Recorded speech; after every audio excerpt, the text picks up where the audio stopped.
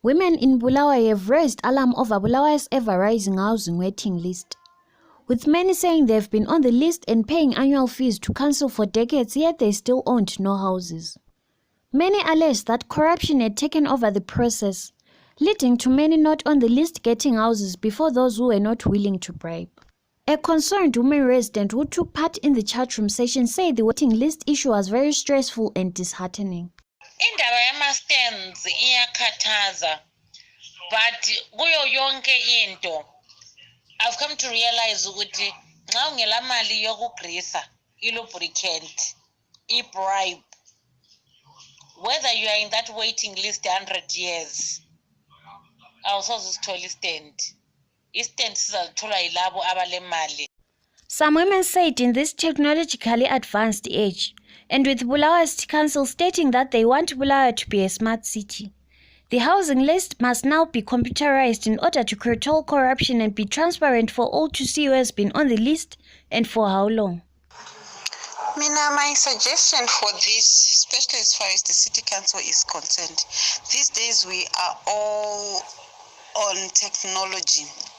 Why doesn't the city council have a housing list on a website that anyone can access and see and monitor the progress? Why should this housing list be a secret? We need transparency, and I think this is the only way to do it. If they take everything that has been pending, put it on the list, and then keep adding and taking out some people.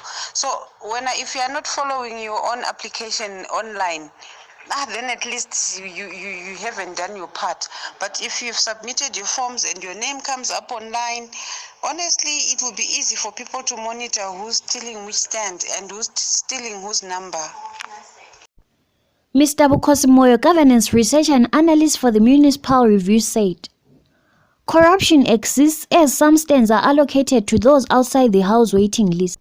He added that there is no equity in the distribution due to housing costs, as some people own multiple houses at the expense of other residents. Chair Bulawayo City Council Housing Committee, Councillor Lily Moyo, said she has not come across any form of bribery as people were being fairly allocated houses. My citizens abo Bulawayo ayathola izindlu without corruption. On my understanding, njengo councillor, chairperson we-health and housing, all stands are advertised, where men and women are given equal chance on the allocation. Once advertised, allocation is based on first come, first serve. Ngizwile njalo kukhulunywa ngebribe. Ngento yama-bribes mina njengo chairperson housing angaze ngikuthole khonokho. Ngizwe kakhulu ukuthiwa kutholakala kuma-councillors. I-issue yama-bribes, I don't know that. Mr. Winos Dube, the chairperson of the Bulawayo Residents Association, said it was disheartening that the councillors are the ones who get access to housing, while ordinary citizens were waiting up to 20 years without being allocated those houses. Elingabalekelayo kulokho elikubalisayo bantu bakithi elithi kulokungasuthiseki phakathi kwethu njengabantu esifuna izindawo zokuhlala esibangena kuma wait list. Ngizwa abanye benu lapha libala ama 5 years. 5 years is nothing. Ungakhangela kuma waiting list. The truth of the matter is bakhona abantu aba more than 20 years umuntu lokhe ebhadala izimali.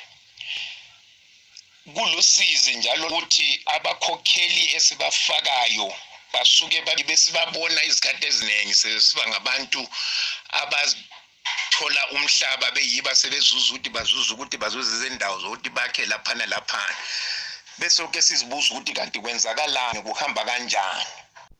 Moreover, some participants urged the local authority to ensure that no one owns more than one council house, stating that if one needed another house, they would rather engage private housing developers so that all citizens will equally have access to basic and affordable housing.